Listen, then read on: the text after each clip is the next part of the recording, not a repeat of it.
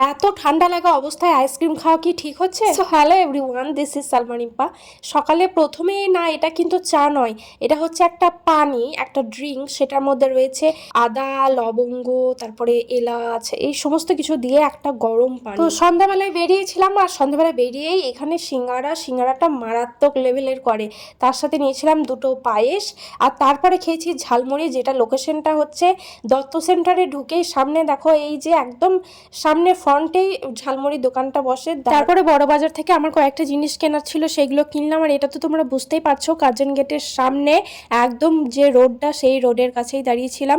তারপরে সোজা চলে এসেছে আমার স্যালনে। এখানে বসে বসে আমি ভাবছিলাম যে কি খেলে খুব ভালো লাগতো। তো তারপরে হঠাৎ করে মনে হলো যে আইসক্রিম খেলে আমার মনটা বেশ একটু শান্তি হতো।